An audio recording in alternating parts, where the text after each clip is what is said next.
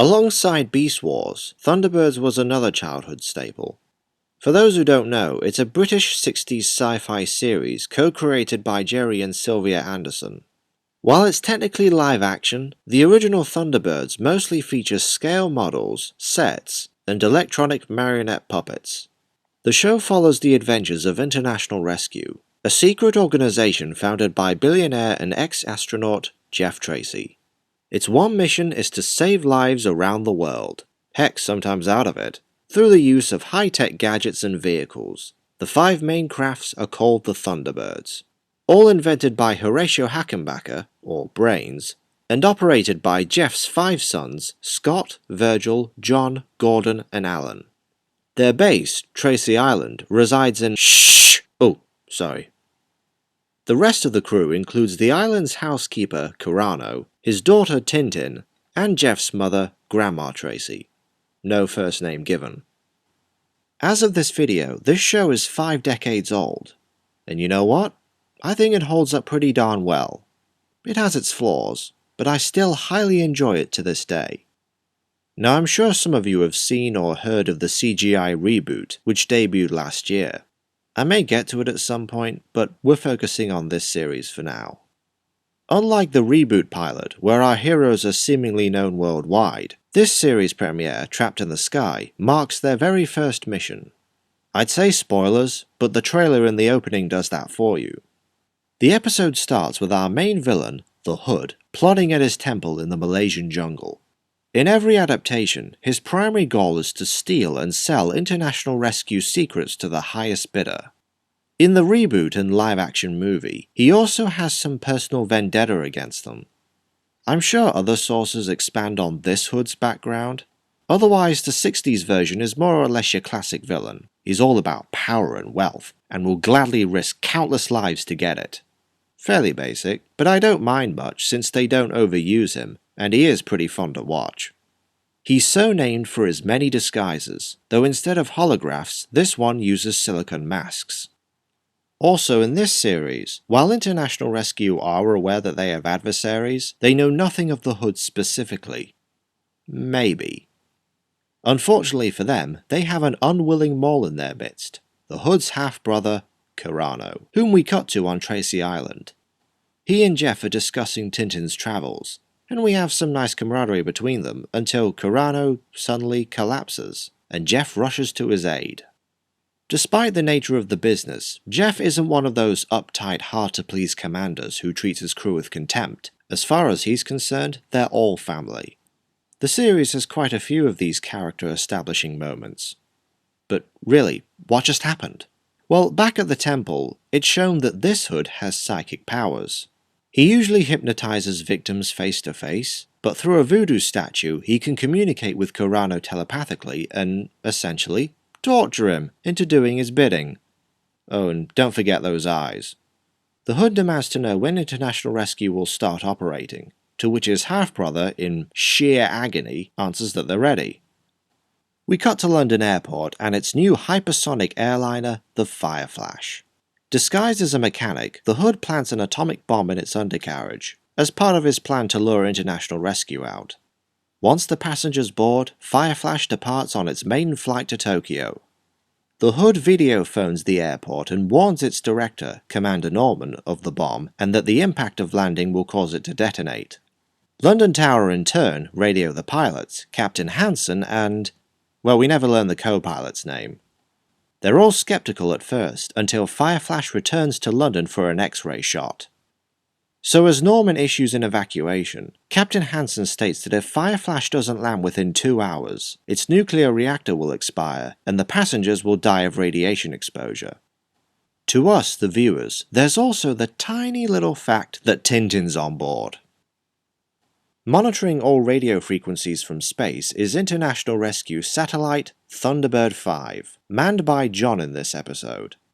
In theory, this term of duty alternates between him and Alan on a monthly rota, but it's usually John on board because, well, to put it mildly, Jerry Anderson didn't like him. At all. So the solution was to stick him up in space most of the time.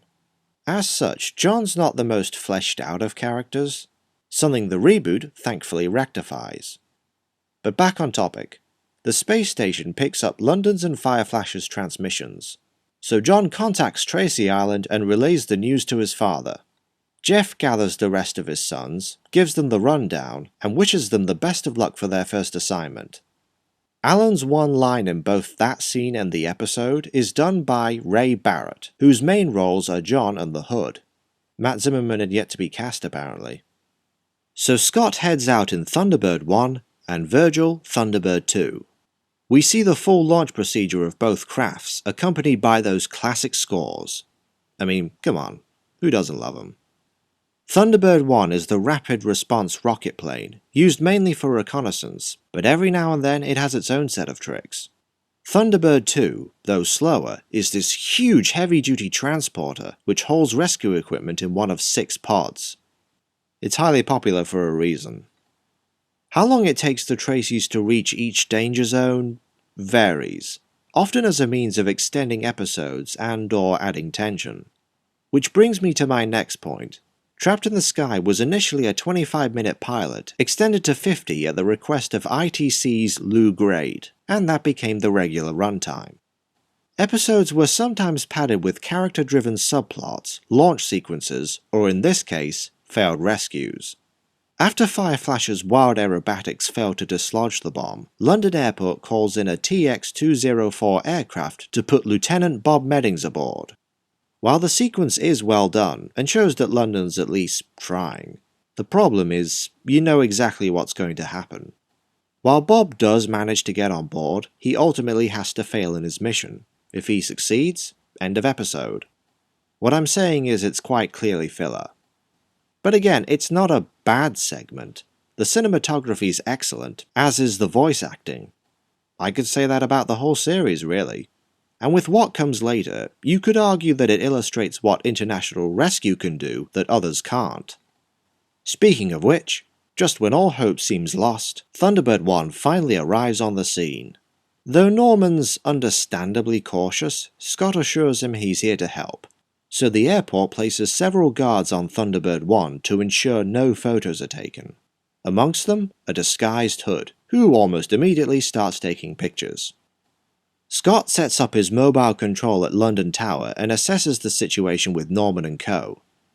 All the while, the Hood is now taking snapshots inside Thunderbird 1. Quick question, how did he get in? Undetected. You think the cops would be more observant, or the ship more secure? Luckily, its automatic camera detector warns Scott, who demands the invader be captured. The Hood hightails out of there, but the police give chase. Sadly, they lose him on the M1, so Scott radios London agents Lady Penelope Crichton Ward, voiced by Sylvia herself, and her butler Parker for assistance. Penelope and Parker are recurring characters and star in quite a few episodes, which we'll get to. Eventually, Thunderbird 2 arrives and unloads our first pod vehicles of the series, the elevator cars. Virgil mans one of them, the others are remote controlled. With them, the Fireflash will be able to land with its undercarriage raised. Throughout the rescue, we get a glimpse of Scott and Virgil's personalities. All the brothers are skilled and intelligent to varying degrees, and they're all generally affable. Scott, being the eldest, is the leader, though like his father, he doesn't talk down to anyone. Virgil is harder to define. He could be considered the bravest, though it's kinda splitting hairs in a way. Now, even with all these state-of-the-art machines, they still have to earn the trust and respect of London Airport, and by extension the audience. Arguably helping is the fact that they're not successful from the get-go. One of the cars malfunctions and crashes during the first landing attempt. That was actually a production gaffe. They left it in and rewrote the script accordingly, and I think it works. It proves even international rescue aren't infallible. But they are prepared, so they try again. And the suspense just keeps building and building. Emergency services are rushing to the scene. The cars can barely take the weight. They're struggling with the brakes. They're nearly out of runway. The bomb may or may not explode, but you might.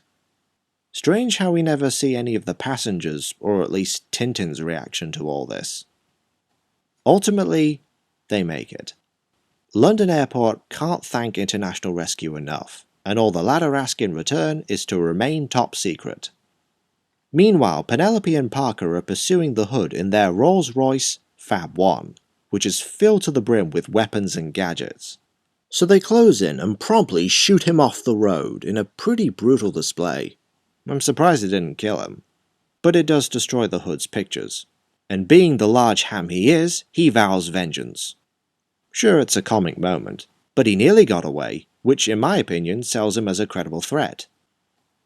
Back at Tracy Island, a specialist is checking up on Carano. You have more subtle character moments like Virgil on piano and Alan and Tintin out on the balcony. Brains informs Jeff that the doctor wishes to see him, to which the latter activates Operation Cover-Up. The doctor comes in and, while he can't account for the dizzy spell, he assures the family that Carano will be fine. On his way out, he spots a paper where International Rescue have made the front page. Seemingly impressed, he wishes he could shake them by the hand, which he actually does. Once he's left, Jeff happily declares that they're in business. And that was Trapped in the Sky. As series premieres go, it's very strong. It establishes just what it needs to, and saves the rest for later installments. That's how these reviews will work, by the way. While all these set designs and machines are impressive, we also have likable characters, a solid story, and once we get to the action, it's just one big adrenaline rush. Again, I acknowledge the padding is fairly obvious, which is why this doesn't score full marks, but don't think for a second that it ruins the episode for me. I hope you like this commentary. I don't know when the next will be, but I'm looking forward to it already.